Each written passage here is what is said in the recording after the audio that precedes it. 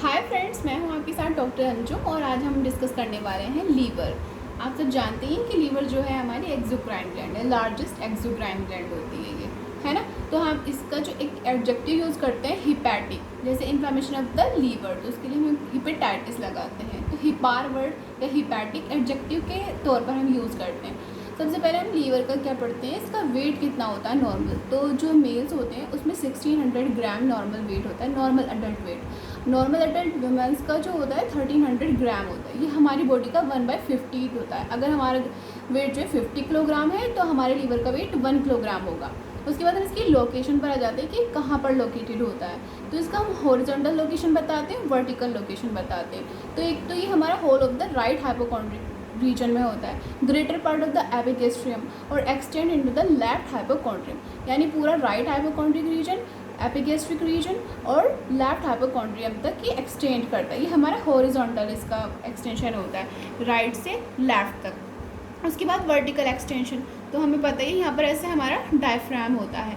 तो ये रिब्स ऊपर से सुपीरियरली रिब्स से कवर रहता है। इसकी जो सुपीरियर और एंटीरियर सरफेस होती है ये रिब्स से कवर होती है, ठीक है। तो most of the liver covered with ribs and costal cartilage except upper part of the epigastrium where it is in contact with the anterior abdominal wall, ठीक है। तो इसका थोड़ा सा जो एपिगेस्ट्रिक का पार्ट होता है वो वाला जो होता है वो रिब से कवर नहीं होता, बाकी सारा जो होता है रिब से कवर होता है। तो हम उसके बाद हम इसकी पहले सरफेसेस पढ़ लेते हैं कि कितनी सरफेस होती है हमारे लीवर की। तो आप सबको पता ही है कि इसकी 5 सरफेस होती है। मेनली हम इसकी 5 सरफेस के बारे में पढ़ते हैं। ये हमारी इसकी एंटीरियर सरफेस होती है, ठीक है। और ये इसकी इधर जो आपको दिख रही है ये यहाँ से यहाँ तक जो है इसकी पोस्टीरियर सरफेस है। Anterior surface, posterior surface, inferior surface और राइट सरफेस और सुपीरियर सरफेस, है ना। तो मेनली आप एंटीरियर सरफेस देखिए। और इसको हम 2 तरीके से और भी सरफेस को डिफाइन कर सकते हैं कि डायफ्रामेटिक सरफेस, जो डायफ्रामेटिक सरफेस होती है वो एंटीरियर और सुपीरियर सरफेस के साथ मिलकर बनती है। सुपीरियर और एंटीरियर सरफेस मिलकर क्या बनाते हैं, डायफ्रामेटिक सरफेस। और विसरल सरफेस जो होती है हमारी, ये हमारी पोस्टीरियर सरफेस और ये इन्फीरियर सरफेस मिला के हमारी विसरल सरफेस बनाती है, क्योंकि इसमें बहुत सारे विसराज के इंप्रेशन होते हैं। तो हम पहले डायफ्रामेटिक सरफेस के बारे में बात करते हैं। तो एंटीरियर और सुपीरियर सरफेस मिलकर जो होती है हमारी डायफ्रामेटिक सरफेस बना लेती है। और ये fitting snugly beneath the curvature of the diaphragm, मतलब कर्वेचर ऑफ द डायफ्राम जो होता है इसको प्रोटेक्ट करके रखता है एंटीरियरली और सुपीरियरली।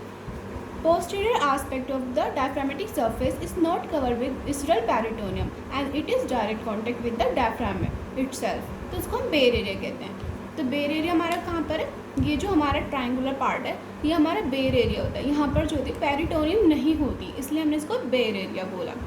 उसके बाद हम विसरल सरफेस के बारे में बात करते हैं। विसरल सरफेस यानी कि हमारी इंफीरियर और पोस्टीरियर सरफेस, इसमें बहुत सारे मार्क्स हैं।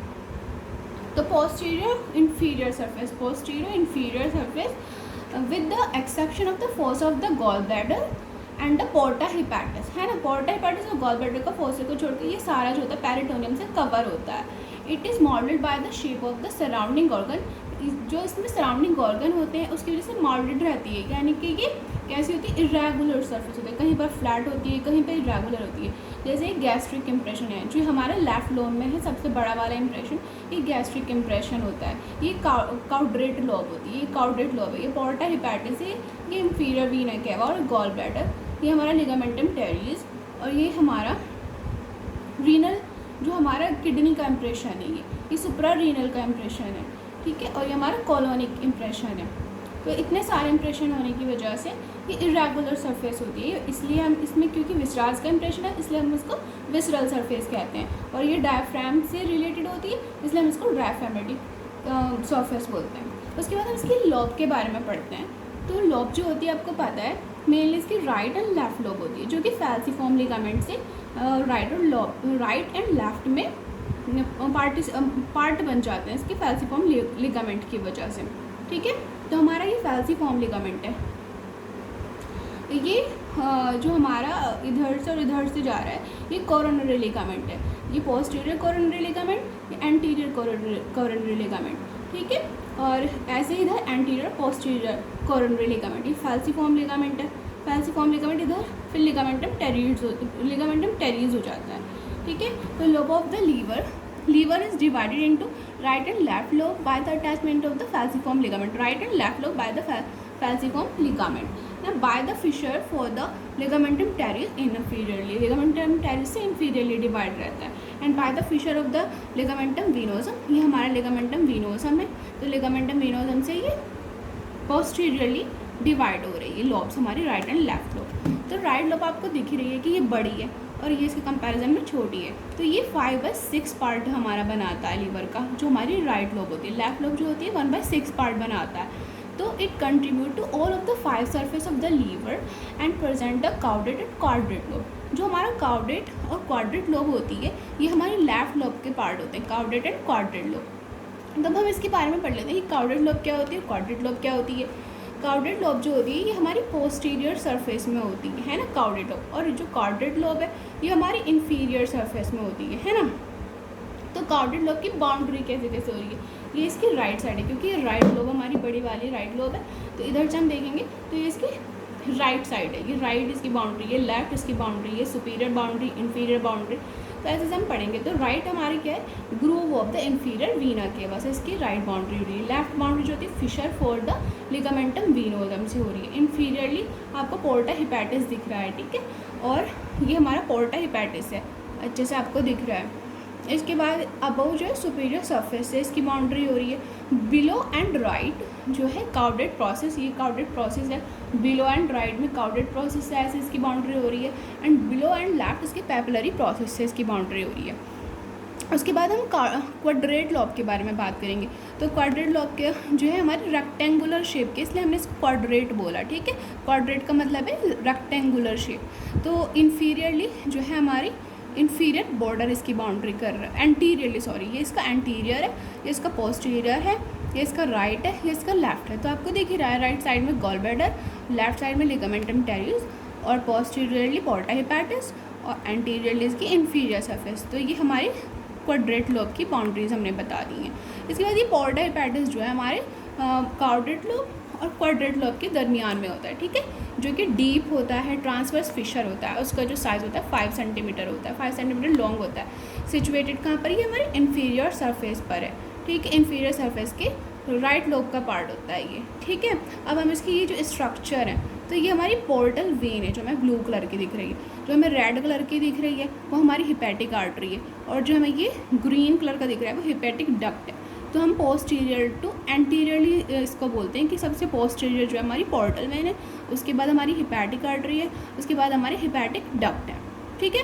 तो deep transverse fissure about 5 centimetre long situated on the inferior surface of the right lobe of the liver.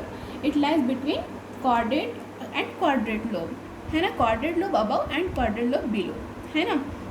The portal vein and hepatic artery and the hepatic plexus of the nerves, इसमें क्या क्या चीज़ें जाती हैं, hepatic artery, portal vein and hepatic plexus इसके अंदर entry लेते हैं, ठीक है। और इससे बाहर क्या क्या चीज़ें आती हैं, while the right and left hepatic duct and few lymphatics leave it. उसके बाद हम आते हैं अपनी लेफ्ट लोब के बारे में। तो ये तो हमारी कॉन्वेक्स थी, जो हमारी राइट वाली लोब है वो हमारी कॉन्वेक्स होती है, लेकिन लेफ्ट वाली हमारी कैसी फ्लैट होती है, फ्रॉम अबाउट टू डाउनवर्ड, है ना, near the fissure for ligamentum venosum, ठीक है। It inferior surface present in round elevation, जो इसकी इन्फीरियर सरफेस होती है वहाँ पे राउंड एलिवेशन होता है, ठीक है, जिसको हम ओमेंटम ट्यूबेरोसिटी या ट्यूबर ओमेंटेल बोलते हैं। उसके बाद बेयर एरिया के बारे में पता है कि बेयर एरिया जो होता है पेरिटोनियल रिलेशंस के बारे में अगर हम बात करें तो बेयर एरिया पे कोई भी पेरिटोनियल रिलेशन नहीं होता, इसलिए हम इसको बेयर एरिया बोलते हैं। ये triangular bare area on the posterior surface of the right lobe limited by the upper and lower surface of the coronary ligament and by the right triangular ligament, ठीक है। ये जो हमारा पोस्टीरियर और anterior जो होता है कोरोनरी लिगामेंट है, जैसे कोरोनरी लिगामेंट ना ऐसे जा रहा है, ये वाला जो पार्ट है आपको दिख रहा होगा, ये जो ऊपर वाला पार्ट है ये पोस्टीरियर है, ये इसका एंटीरियर है कोरोनरी लिगामेंट का, ऐसे इधर एंटीरियर पोस्टीरियर इसका लिगामेंट। तो जब ये आगे बढ़ता चला जाता है इधर से भी और इधर से भी, तो ये राइट ट्रायंगुलर लिगामेंट कहलाता है और ये लेफ्ट ट्रायंगुलर लिगामेंट कहलाता है, और ये हमारा कोरोनरी लिगामेंट, ये फैल्सिफॉर्म लिगामेंट, और ये हमारा लिगामेंटम टेरिस, ठीक है। ये अम्बिलिकल वेन का रेमिनेंट होता है, अम्बिलिकल वेन का। उसके बाद हमने ये पढ़ा the groove for the inferior vena cava on the posterior surface of the right lobe of the liver between the caudate lobe and the bare area. उसके बाद fossa of the gall bladder which lies on the inferior surface of the right lobe to the right of the quadrate lobe. कहाँ पर होता है? Inferior surface of the right lobe and quadrate lobe के बीच में हमारा fossa of the gall bladder होता है। The coronary ligament having superior inferior layer, जो हमने अभी बताया सुपीरियर, या तो इसको सुपीरियर और इन्फीरियर बोल दो या पर लोअर बोल दो, ठीक है। Coronary ligament having superior inferior layer which enclose the bare area, बेर एरिया के पास ही होता है। इधर को अगर इधर वाली साइड देखें तो ये बेर एरिया के पास है। The coronary ligament having superior inferior layer which enclose the bare area of the liver. उसके बाद हम उसके विसरल रिलेशन, ये हमारे पेरिटोनियल रिलेशंस थे, अब हम विसरल रिलेशंस बोलते हैं, ठीक है। तो ट्रायंगुलर स्लाइडली कॉन्वेक्स, जो हमारे लेफ्ट लोब है ये ट्रायंगुलर है, ये भी ट्रायंगुलर है और ये भी ट्रायंगुलर, और ये कॉन्वेक्स है, ये फ्लैट है, ठीक है। Surface related to xiphoid process and anterior abdominal wall in the medial plane and diaphragm on each side। diaphragm दोनों साइड होता है, इधर भी diaphragm इधर भी diaphragm, और xiphoid process इसके मीडियन से थोड़ा सा अलग होता है, बस थोड़ा सा ही डिफरेंस होता है। मीडियन प्लेन के थोड़ा सा स्लाइडली इधर की साइड से ही होता है। diaphragm separate the surface from the pleura and the lungs। falciform ligament is attached to the surface a little to the right of the median plane। उसके बाद हम पोस्टीरियर सरफेस के बारे में बात करेंगे। ये हमारी पोस्टीरियर सरफेस है, ये पोस्टीरियर सरफेस को भी ट्रायंगुलर सरफेस बोला है इन्होंने। इसका मिडिल पार्ट शो करता है डीप कॉन्वेक्सिटी, इसका जो मिडिल पार्ट होता है उसमें डीप कॉन्वेक्सिटी होती है जो कि वर्टिब्रल कॉलम के लिए होती है। इसके अंदर रिलेशन यही है कि एक तो इसमें बेर एरिया पाया जाता है ना, और इसके अंदर राइट सुप्रा रीनल ग्लैंड मिलती है। ये राइट सुप्रा रीनल ग्लैंड ये भी हमारी पोस्टीरियर का ही पार्ट होता है, राइट सुप्रा रीनल ग्लैंड, बेर एरिया है ना, right suprarenal gland near the lower and of the groove for the inferior vena केवा। उसके बाद ये हमारा कार्डेड लोब भी हमारी पोस्टीरियर में ही आ रहा है। Lies in the superior recess of the lesser sac, it is related the crura of the diaphragm above and the aortic opening. इधर जैसे हमारा ये जा रहा है हमारा इंफीरियर वीना केवा, इधर यहाँ पर हमारा एओर्टा जाता है ऐसे, तो इसने इसलिए बोला है कि it is related to the crura of the diaphragm above the aortic opening to the right side में एओर्टिक ओपनिंग होती है, to the right inferior phrenic artery and the coeliac trunk. उसके बाद हम fissure for the ligamentum venosum के बारे में बात करते हैं। ये लिगामेंटम वीनोजम का जो फिशर है हम इसके बारे में बात करें। It is very deep and extend the front of the caudate lobe. जो काउडेड लोब है उसके फ्रंट पर होता है, ये डीप होता है और एक्सटेंड करता है from the front of the caudate lobe. It contains 2 layer of the lesser omentum, जो लेजर ओमेंटम की 2 लेयर्स को ये कंटेन करता है। The ligament venosum is a remnant of the ductus venosus of the fetal life. जो fetal life में हमारा ductus venosus होता है उसका ही ये रेमनेंट होता है लिगामेंटम वीनोजम, ठीक है। It is connected below and above, इसका बिलो क्या रिलेशन होता है और इसका नीचे की तरफ क्या रिलेशन है, ऊपर क्या है, below and above. Below it left branch of the portal vein and above left hepatic when. फिर इसके बाद ईसोफेजियल इंप्रेशन के बारे में बात करें। At the posterior surface of the left lobe की जो पोस्टीरियर सरफेस होती है वहाँ पे ईसोफेजियल इंप्रेशन होता है। इन्फीरियर सरफेस आपने पढ़ ही लिया है कि क्वाड्रिलेटरल होता है, डाउनवर्ड और बैकवर्ड होता है एंड लेटरल होता है। On the inferior surface of the left lobe large concave gastric impression होता है और मेंटल ट्यूबरोसिटी होती है। Fissure for the ligamentum teres passes from the inferior border to the left end of the porta hepatis. उसके बाद हम इसकी blood supply के बारे में बात करते हैं। 20 to 25% जो होती है हिपैटिक आर्टरी ब्लड सप्लाई करती है। 80% 75 to 80% पोर्टल वेन, ये हमारा ऑक्सीजनेटेड ब्लड, और इसमें जो होता है हमारा डीऑक्सीजनेटेड ब्लड होता है, बट नॉट कम्प्लीटली डीऑक्सीजनेटेड, क्योंकि ये सब जो होता है ब्लड आपस में जो होता है साइनोसॉइड में जो ऑक्सीजनेटेड और डीऑक्सीजनेटेड ब्लड साइनोसॉइड में आके आपस में मिक्स हो जाता है। Thus the hepatic artery blood mixes with the portal venous blood in the sinusoid. There are no anastomosis between adjoining, इसमें जो बहुत सारी ब्रांचेस निकलती हैं आर्टरीज़ की और वेन्स की, तो वो आपस में अनास्टोमोस नहीं होती हैं, वो सबकी सब जो होती हैं एंड आर्टरीज होती हैं, ठीक है। जो हमारा ब्लड होता है जैसे 5 to 6 लीटर हमारा ब्लड होता है ह्यूमन एडल्ट में नॉर्मली, तो उसका 1500 ml ब्लड जो होता है वो लीवर को ही सप्लाई होता है। तो ये हमारा ब्लड सप्लाई के बारे में थी, ये आर्टीरियल ब्लड सप्लाई के बारे में थी। उसके बाद हम वीनस ड्रेनेज के बारे में पढ़ते हैं। तो वीनस उसको हिपेटिक वेन सप्लाई करते हैं इसको।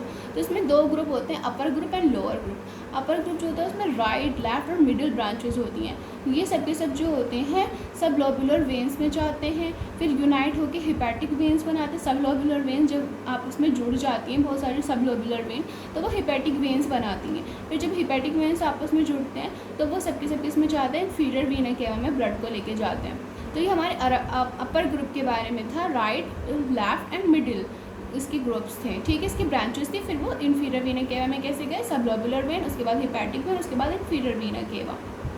इसी तरह अपर ग्रुप के बाद हम लोअर ग्रुप के बारे में बात करते हैं। उसमें variable number of small veins होती हैं from right and corded lobe से जाती है जो कि, ठीक है। फिर वो कैवल ग्रुप में जाती हैं, फिर वो वीना केवा में जाती हैं। उसके बाद लिम्फेटिक ड्रेनेज, इसमें सुपीरियर लिम्फेटिक्स होती हैं और डीप लिम्फेटिक्स होती हैं। सुपीरियर लिम्फेटिक्स जो होती हैं टर्मिनेट्स हो जाती हैं in caval lymph nodes, hepatic lymph nodes, paracardial lymph nodes and coeliac lymph nodes. इस सुपीरियर लिम्फेटिक्स की बात कर रहा है कि वो कहाँ पे टर्मिनेट्स होती हैं, इन 4-5 जगह पर वो टर्मिनेट्स होती हैं। उसके बाद deep lymphatics and partly in the nodes around the end of the inferior vena केवा और partly in the hepatic nodes. उसके बाद nerve supply from the hepatic plexus में सिंपैथेटिक और पैरासिम्पैथेटिक दोनों तरह की नर्व सप्लाई होती है। पैरासिम्पैथेटिक जो होती है वैगल नर्व से होती है, वैगस नर्व से। उसके बाद हम हिपैटिक सेगमेंट के बारे में बात करते हैं।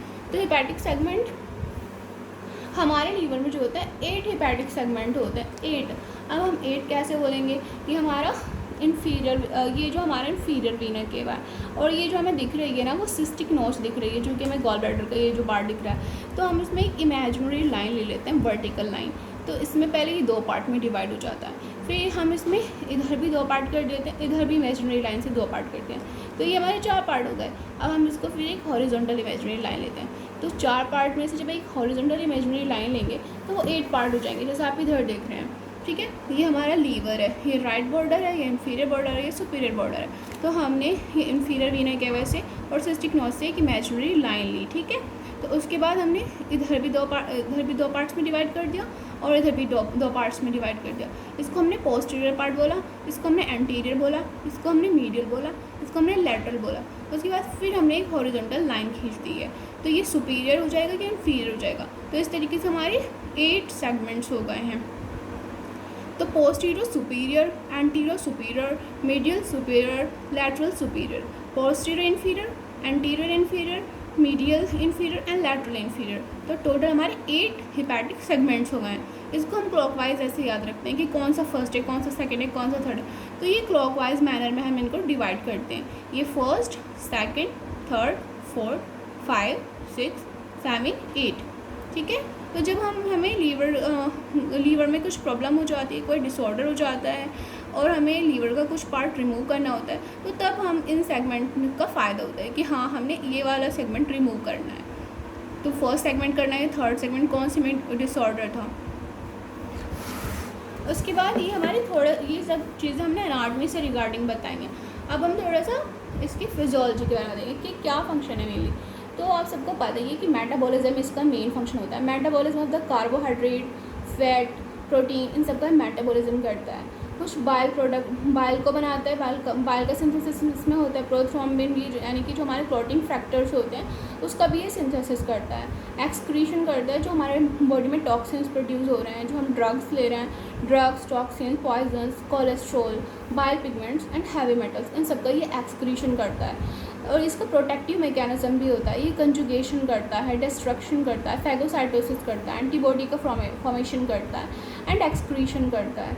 और ये कुछ चीज़ों का जो हमारी बॉडी के लिए इंपॉर्टेंट होती है उनका स्टोरेज करता है, जैसे glycogen, iron, fat, vitamin E and vitamin D, इन सब का ये क्या करता है, स्टोरेज भी करता है। तो ये इसके फंक्शन है।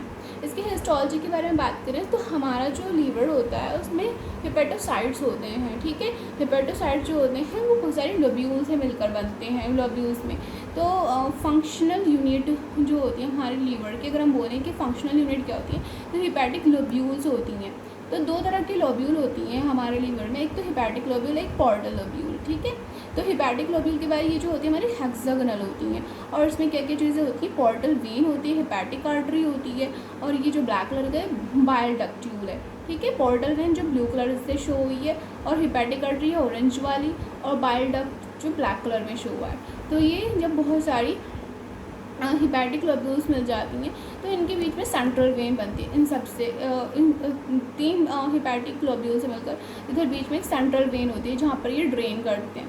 तो सेंट्रल वेन हो गई यहाँ पर, ठीक है। सेंट्रल वेन के आसपास जो होते हैं हमारे लीवर सेल्स होते हैं और साइनोसॉइड्स होते हैं। साइनोसॉइड जो होते हैं, साइनोसॉइड की लाइन्स जो होती हैं कफ्फर सेल से कफ्फर सेल से होती है इसकी लाइन, ठीक है। कफ्फर सेल्स हमारे क्या होते हैं, फैगोसाइट्स, जो भी फॉरेन बॉडी होती है उसको खा जाते हैं ये।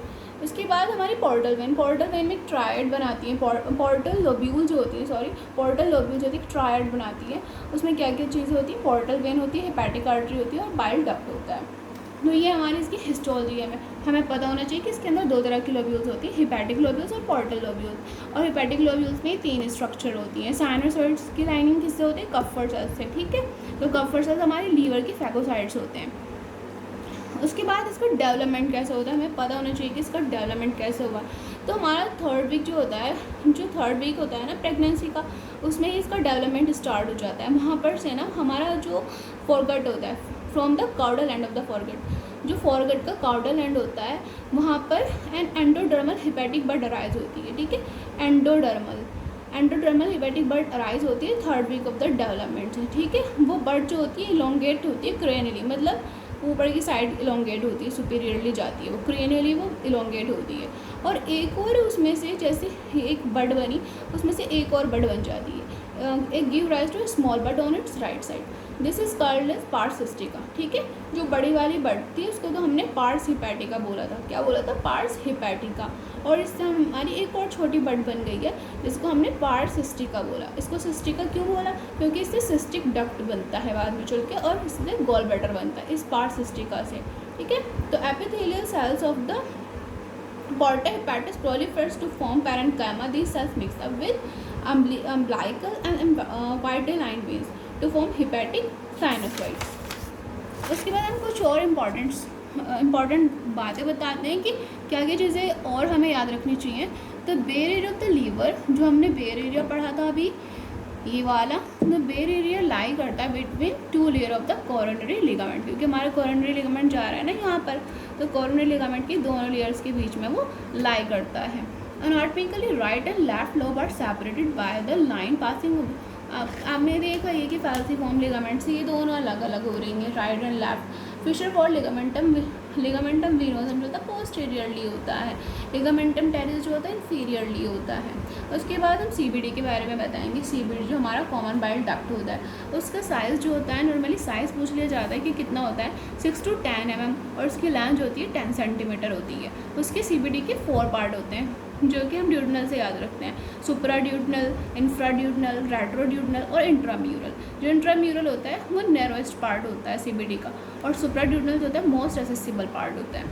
इसके बाद mucosal fold of the cystic duct, valve of the Heisters which maintain the patency of the cystic duct. उसके अंदर क्या होता है, सिस्टिक डक्ट के अंदर वाल्व ऑफ हीस्टर्स होते हैं जो उसकी पेटेंसी को बना के, ये जो आपको दिख ही रहे हैं ना, ये कैटरपिलर शेप के है ना, ऐसे ये जो है, ठीक है। तो ये इसकी पेटेंसी को बना के रखते हैं। देखो इस वाले में आपको नॉर्मल दिख रहा है, ठीक है। ये गॉल ब्लैडर है, ये गॉल ब्लैडर की नेक है, ये इसकी बॉडी है, ये इसका फंडस है, ठीक है। तो इसकी नेक के पास ही जो होता है गॉल ब्लैडर के जो सिस्टिक डक्ट होता है, सिस्टिक डक्ट में क्या होती है, कैटरपिलर शेप की वाल्व ऑफ हीस्टर होती है जो उसकी पेटेंसी को बना के रखते हैं, ठीक है। तो ऐसे जैसे हमारे ये लीवर है, इधर से हमारा सिस्टिक डक्ट आता है, इधर से बाइल डक्ट आता है, राइट और लेफ्ट हिपैटिक डक्ट आते हैं, फिर कॉमन हिपैटिक डक्ट बनते हैं। तो ये कॉमन हिपैटिक डक्ट और सिस्टिक डक्ट जो बना आते हैं, उसके बाद हमारा कॉमन बाइल डक्ट बन जाता है। इधर से हमारा पैनक्रिएटिक डक्ट आता है। तो पैनक्रिएटिक डक्ट और कॉमन बाइल डक्ट ये सब मिलकर जो होता है एम्पुला ऑफ वेटर में खुल जाते हैं। एम्पुला ऑफ वेटर उसके बाद second part of the duodenum में ये ओपन होते हैं। तो ये था इसका थोड़ा सा एनाटॉमी के बारे में। आई होप आपको समझ आई होगी और आप लोग इससे फ़ायदा उठाएंगे। Thank you so much.